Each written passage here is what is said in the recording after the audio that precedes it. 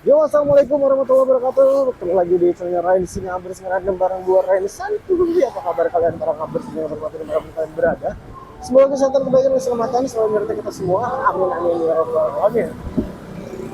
Ya, seperti yang gue janjiin, kalau gue hari ini bakalan tes rada review ya helm JBL K9. Yang mana kemarin kita unboxing, gue lihat itu bagian dalam IPS-nya itu nggak ada lubang ventilasi ya. Jadi nggak ada buat ngalurin angin dari shield ke dalam IPS gitu. Ini kita coba riding sama si JPNK ini, apakah masih kegerahan atau enggak gitu. Ini kalau misalkan kita buka visornya, ini di bagian kepala gua tuh adem. Kita nggak tahu nih kalau misalkan kita tutup ya. Nah, berhubung ini size-nya L, jadi pas kita buka tutup ini, kalau mau bukanya sih mungkin enak ya. Pas tutup ini ketarik kan, ketarik tuh. Jadi nutupnya harus agak sekaligus. Jadi nggak bisa pelan-pelan, kalau pelan-pelan ya ketarik helmnya. Ini kalau kita buka nih, bagian visornya. Ini karena keras ya, bagian recetnya tuh keras. Kalau buka sih masih enak ya. Kalau pas lagi tutup itu kalau harus kayak ditahan gitu loh helmnya. Karena ini size-nya L ya, gitu harus ditahan pakai bahu. Mungkin kalau misalkan size-nya yang pas di kepala kita, kemungkinan besar helmnya bakalan enak gitu kan dipakainya gitu. Ini berhubung ya namanya juga helm pinjam untuk direview ya kan, jadi ya adanya size L ya kita pakai gitu. Nah, kita sekarang ini mau coba bagian aerodinamis, terus tes kebisingan, sama bagian ventilasinya ya, apakah helm ini termasuk helm yang cukup adem di kepala atau enggak gitu. Jadi selain adem di dompet gitu kan, harganya cuma 200-an kurang, helm ini juga bisa adem di kepala atau enggak gitu. Kalau untuk dompet sih aman lah ya, helm 200 ribuan gitu. Nah, jadi JPN Kyo ini dibanderol dengan harga 200 ribuan kurang. Kalau misalkan sama ongkir ya jadi ada 200 ribuan lebih dikit lah. Tapi masih di kisaran 200 ribuan. Jadi nggak bakalan menguras isi kantong kalian, termasuk terutama buat kalian para pelajar yang pengen dapetin helm Halpes Racing gitu ya, ala-ala ini udah dapat banget sih. Bagian spoilernya juga cakep tuh. Terus bagian ventilasinya ini enteng banget ya, ini pakai satu jari bisa gitu bagian ventilasi. Nah, cuman sayangnya itu si bagian ventilasi itu nggak ditembusin ke sampai ke IPS gitu kok.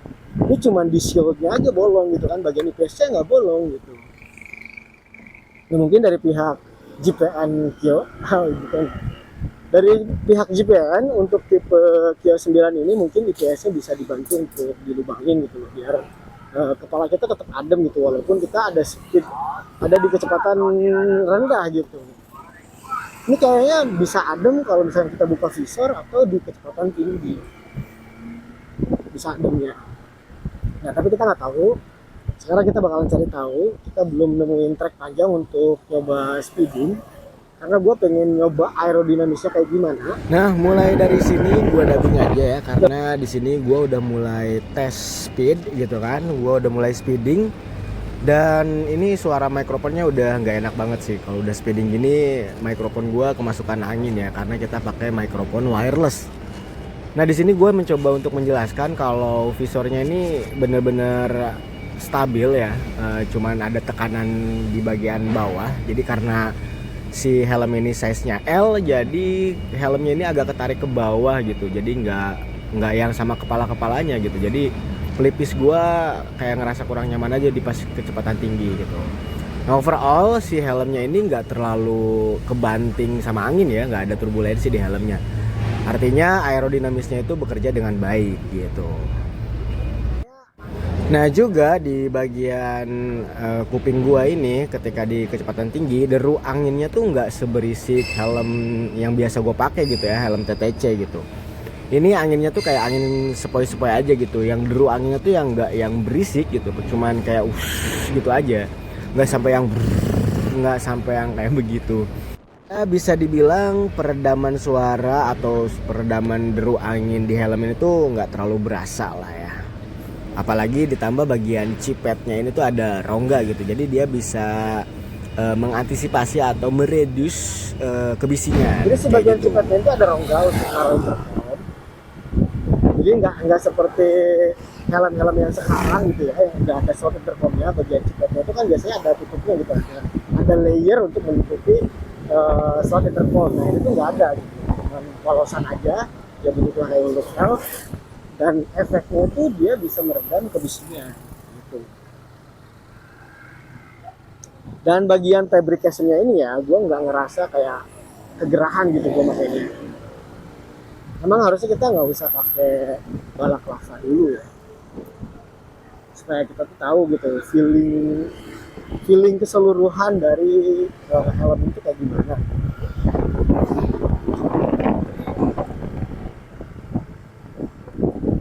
Nah tapi yang dari gua rasain saat ini gitu, gua ngerasa pegel di bagian pelipis ya, karena mungkin ini helmnya tidak satu ukuran sama kepala gua, jadi gue ngerasanya ini tuh kayak mau turun-turun gitu, bagian atas kepala itu kayak mau turun gitu. Mungkin buat kalian yang kalian nggak tahu ukuran kepala kalian, kalau misalkan pakai helm itu pakai ukuran apa, terus kebetulan helm kalian kegedean atau kebesaran gitu ukurannya, itu bisa diakalin untuk ngasih busa tambahan ya di bagian pelipis atau enggak di bagian kepala ini, bagian belakang sini kalian kasih busa tambahan. Itu otomatis bagian pelipis atau bagian jidat ini tuh agak ngepas gitu. Nah kalau ini kan gue agak ke belakang ya, jadi bagian jidatnya itu agak ke depan, jadi ketika kita ada di kecepatan tinggi ini bakalan turun gitu, bakalan ketekan gitu. Jadi tadi ketika kita speeding gitu ya, nggak ada turbulensi, bagian aerodinamisnya tuh udah pas banget, udah enak banget. Tapi ketika kita di kecepatan tinggi itu ada tekanan di bagian visor. Di bagian visor ini ada sedikit tekanan. Nah, tekanan itu karena apa? Karena helm kita nggak ngepas. Kalau helm kita ngepas, mungkin yang ketekan itu nggak cuma visornya aja gitu, nggak cuma helmnya aja. Kepala kita ikut ketekan. Nah, ini enggak. Kepala gua dong yang ketekan. Kepala gua dong. Helmnya dong yang ketekan gitu. Kepala gua enggak. Gitu. Jadi itu gak nyaman banget. Gitu. Kalau ini kita pakai helmnya gitu ya, jadi nggak pernah nyaman. Nah, cuman overall kalau misalkan ini pas di kepala gua, ini bakalan jadi helm yang enak banget sih. Helmnya enteng, aerodinamis, stabil di kecepatan tinggi, terus bagian visornya ini jernih ya. Ini jernih ya, walaupun ada flare ya, ada flare di, kalau misalkan kita ngeliat langsung cahaya itu ada flare, tapi ini lumayan bening ya. Nggak parah lah gitu, flare-nya itu nggak parah, walaupun kita ada kalau misalkan kita lihat cahaya tuh cahaya kayak bintang gitu kan, nge-flare namanya.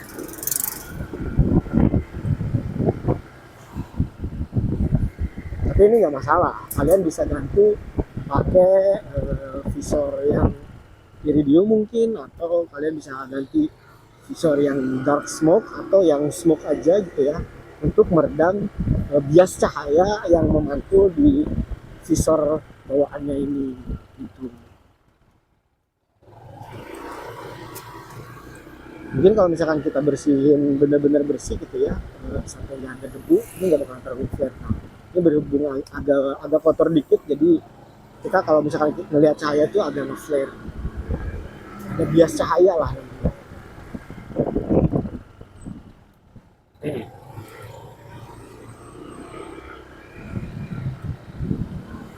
Nah tadi itu kita udah coba speeding, kita udah tes kebisingan juga, terus bagian ventilasinya gimana bang? Untuk di bagian kepala ini gue emang ngerasa gerah ya, karena nggak ada aliran udara di kepala gue, kecuali kalau misalnya kita buka visor. Nah kalau kita buka visor baru kita agak mendingan dah, ada aliran udara di atas kepala kita ini, mendingan gitu. Tapi kalau misalnya kita tutup, dan untuk jangka panjang kepala gue tuh bisa terluka, karena karena gue orangnya emang yang mudah berkeringat ya. Gue tuh orangnya emang mudah berkeringat, jadi wajar aja kalau misalkan gue pakai helm sebentar udah mulai keringetan gitu kan. Dan ini nggak banget sih. Jadi buat kalian yang eh, mudah berkeringat juga, helm ini gue saranin kalau misalkan kalian senang sama bentuk helmnya kayak gini, terus kalian punya kendala di bagian ventilasi, kalian bisa melubangi bagian IPS-nya ya. Kalian lubangin sendiri lah gitu.